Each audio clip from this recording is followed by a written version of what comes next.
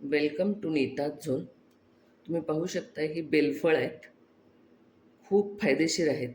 या उन्हाळ्यामध्ये तर बेलफळं खाणे, बेलफळाचं ज्यूस, बेलफळाचं लोणचं, ओके, किंवा बेलफळाचा मुरांबा खूप सुंदर लागतं. आज मी तुम्हाला बेलफळाचं सरबत दाखवणार आहे.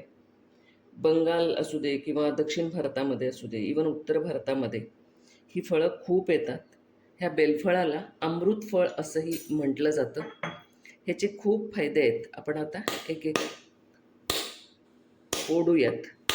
सरबत करता करता मी तुम्हाला ह्याचे फायदे पण सांगणार. ह्याच्यात बिया असतात, त्या मात्र कडू असतात. ते आपल्याला म्हणजे सरबत करायला हे पाहू शकता. चिकट ह्याच्यामध्ये एक पदार्थ असतो. हा गर सगळा आपल्याला काढून घ्यायचा आहे. म्हणून हे मिक्सरवर कधीही काढायचं नाही. ह्याला असं फोडूनच आपल्याला गर काढून घ्यावं लागेल.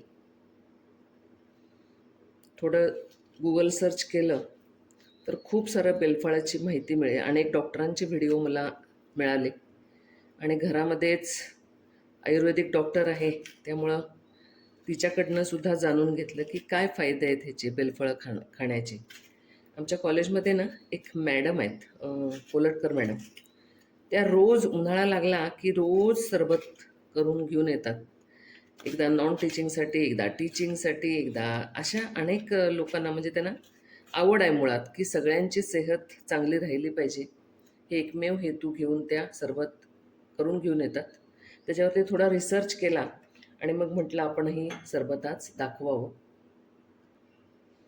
अशा पद्धतीनं हा पूर्ण बेलाचा जो गर आहे ना, तो पूर्ण ह्याच्यामध्ये आपण काढून घेऊयात. बिया हातानं वेगळं करायची गरज नाही आहे. हे पूर्ण छान पिकलेलं आहे पहा. थोडं कच्च्यावर असेल ना तर त्याचं लोणचंही खूप छान होतं बेलफळाचं. पूर्ण गर हा आपण काढून घेऊयात. वेगवेगळी औषधं खाण्यापेक्षा पोटाचे सर्व विकार ह्या आपल्या बेलफळाच्या सरबतानं निघून जातात. एखाद्या 100 बेलफळाचा जो गर आहे त्याच्यामध्ये 137 काय म्हणतो आपण त्याला, कॅलरीज आहेत. 61% पाणी असतं ह्याच्यामध्ये, त्यामुळं म्हणजे बॉडी मॉइश्चराईज ठेवण्यासाठी खूप मदत करतं.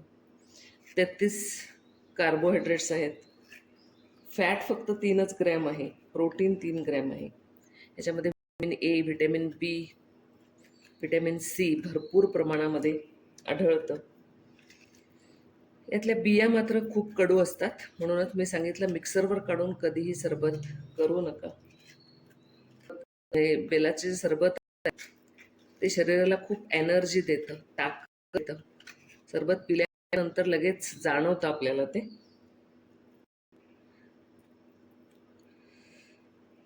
BP, ज्यांना ब्लड प्रेशरचा त्रास आहे त्यांना खूप हे फायदेशीर आहे, कारण ह्याच्यामध्ये पोटॅशियम भरपूर प्रमाणामध्ये आढळतं.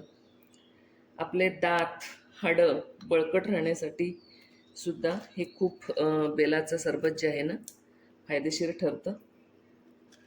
त्याच्यात अँटीऑक्सिडंट्स भरपूर प्रमाणामध्ये आहेत. त्यामध्ये हार्ट आणि लिव्हरसाठी हे खूप फायदेशीर आहे.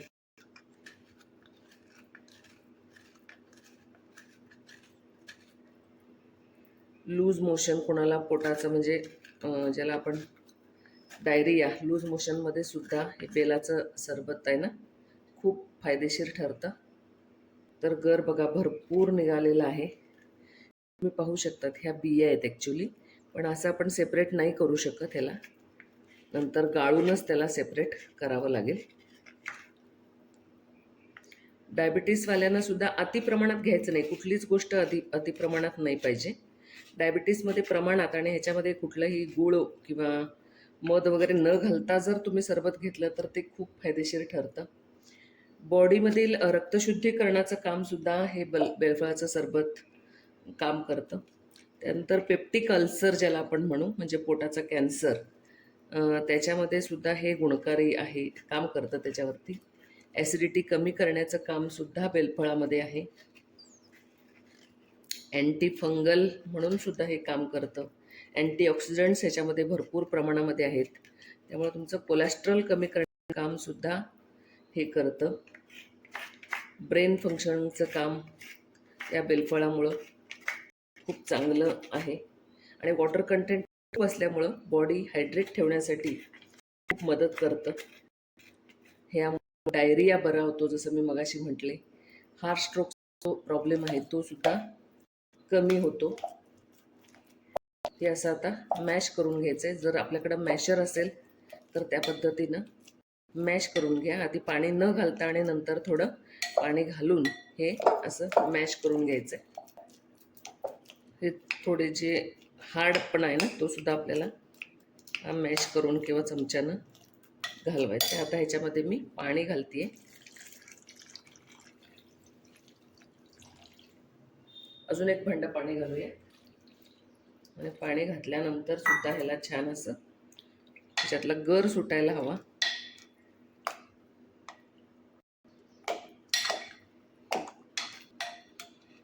जसं आपण म्हणतो ना, कुठलीही गोष्ट अति केली ना तर त्याचं नुकसानच होतं. तसं बरेच जण ह्याचे फायदे सांगतात, पण काय काय वेळेला अति सेवनानं सुद्धा काय होऊ शकतं, तर अधिक प्रमाणात जर तुम्ही हे बेल सरबत घेतलं तर जुलाब लागायची शक्यता आहे.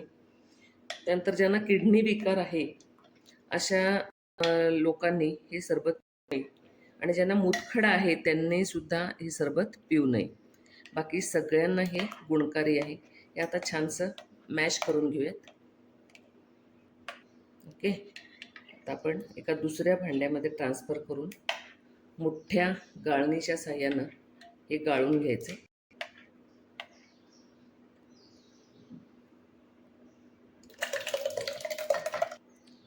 आता याच भांड्यामध्ये मी हे जे आपण ट्रान्सफर केलेलं होतं ना ते गाळून घेते. थोडं ही गाळणी जी आहे ती मोठीच हवी, खूप छोट्या गाळण्यानं पडणार नाही, गर हा दाट असतो. आता हे छानसं आपण असं फिरवून त्याचा पूर्ण गर काढून घेऊयात. थोडं आणखीन एकदा पाणी घालून तुम्ही हे पूर्ण त्याच्यातला अर्क जो आहे तो काढून घेऊ शकता. आता हे मी बाजूला काढून टाकणार आहे. ह्याच्यामध्ये काळी मिरीची पावडर आहे बघा, ती एक साधारण पाऊण चमचा आपल्याला घालायची. 1 चमचा सुंठ पावडर, आणि टेस्ट छान येते. सैंधव मीठ किंवा हे पिंक मीठ आहे, त्याला पिंक सॉल्ट म्हणतो, ते 1 चमचा. आता हा पतंजलीचं आपल्याकडं मध आहे तो 1-2 चमचे मी घालणार आहे. यामुळं काय होतं, नॅचरल टेस्ट येते. अदरवाईज तुम्ही गूळसुद्धा घालू शकता.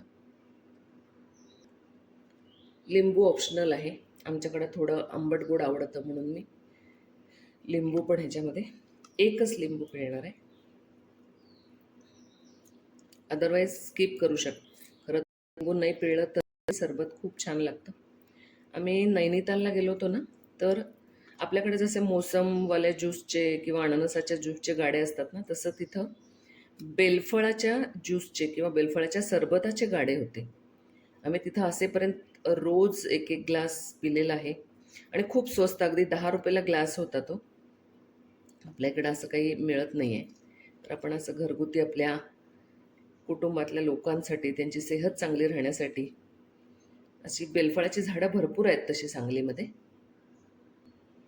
आता सर्व आपले जिन्नस घालून झालेले आहेत. हे छानसं आपण आता एकत्र करूयात मिक्स होईपर्यंत. तर भरपूर हा बेलफळाचं सरबत गुणकारी आहे. मी मगाशीच तुम्हाला बेलफळाचा गर करता सांगितलेला आहे. ज्यांना पांढरं कोड असतं ना, वाढू नये म्हणून सुद्धा ह्या बेलफळाचं सरबत बनवलं गेलं आहे. दुसरं, स्तनपान करणाऱ्या ज्या महिला आहेत त्यांनासुद्धा हे बेलफळ खूप गुणकारी आहे. छानसं मिक्स करून घेऊयात. मधाच्या ऐवजी तुम्ही ह्याच्यामध्ये गूळ घातलात ना अर्धी वाटी, छान, ते सुद्धा हे सरबत खूपच छान लागतं. आता माझ्यासाठी, कारण मला डायबिटीस असल्यामुळं मी 1 ग्लासभर काढून ठेवलेला आहे. बाकीच्यांना थोडा गूळ घालणार आहे. माझ्याकडं सेंद्रिय गूळ आहे, तो मी कापून ठेवलेला आहे. तो एक अर्धा वाटी आपण ह्याच्यामध्ये घालूया, की जेणेकरून बाकीचे पितील तरी. नाही तर मग ना त्याच्यामध्ये गूळ नाही घातला तर ते तोंड वाकडं करून आपल्याला प्यावं लागतं. त्यापेक्षा त्यांना मी हे गूळ घालून छान गूळ विरघळेपर्यंत आपण आता हलवूयात. डायबिटीसच्या लोकांनी मात्र गूळ साखर असलं काही याच्यामध्ये न घालता पिल्यासच फायदेशीर होतं, नाहीतर शुगर वाढेल पुन्हा. आता आपण सरबत सर्व करूयात, बनवूयात. ह्याच्यामध्ये थोडं आपल्याला पाणी डायल्यूट करावं लागणार आहे. मी अर्धा ग्लास पाणी भरतीये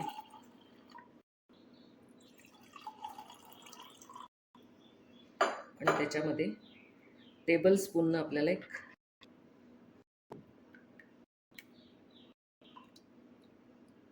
4 टेबलस्पून हे घालून घ्यायचे.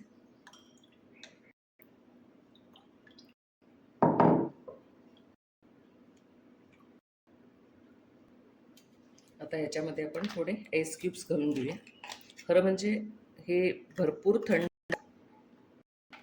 आता उन्हाळा खूप आहे ना, थोडं थंड झालं की पटकन आपल्याला ते पिलं जातं.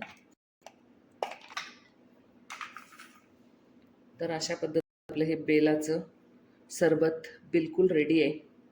नक्की करून पहा. फॉलो झोन लाईक करा, शेअर करा आणि सबस्क्राईब करा.